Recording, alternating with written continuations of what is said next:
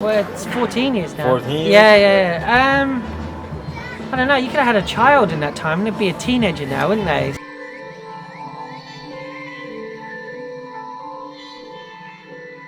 You know, it's been a lot of ups, plenty of downs, but it's got to the point where it was the original boutique, alternative festival in England at that time, and I just felt like it's kind of, we've done some like amazing artists from Portishead to Nick Cave to Ennio Morricone, and it's just got to the point where I think that it's run its course, and like we want to end it on a high note, so that people look back on it with fond memories and stuff.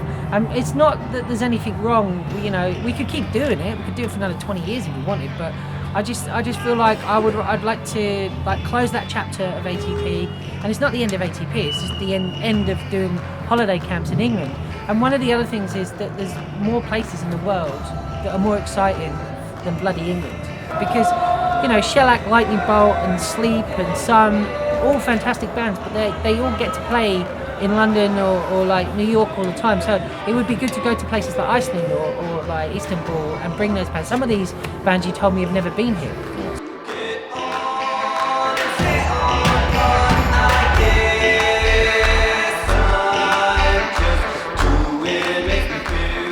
We're not like we're not trying to compete like other festivals. We're just saying these are great bands, we want you to see them, but also put it in an environment that people can feel comfortable. So it's always boutique. Great moments are like having the Stooges like perform Raw Power for us, and Spiritualized do Ladies and Gentlemen, but also like crazy.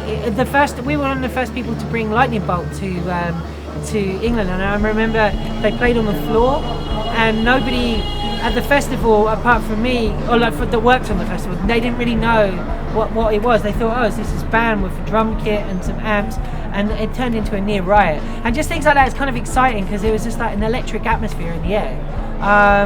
Bands like the OCs as well. I mean, there's so many to choose from. I mean, there's been some sad moments. We've had artists that we've worked with have passed away, and then we've had bands break up and all that kind of shit. And I don't know, it's been a long journey.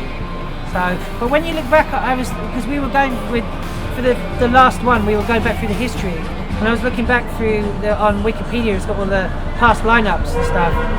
There's some pretty impressive lists, We've done Slint, and we've done Television, the Magic Band, Jesus Lizard, Jeff Mangum. I think it'd be fair to say that we encouraged him to get out of the house, and it's good, but it's all. Oh, here we go, the football team now. Do you reckon they like Arsenal? But I was going to say it's just us taking records that we believe in, Oh man. Well, we have this thing called the arseholes of ATP. Like, we have a no arseholes policy.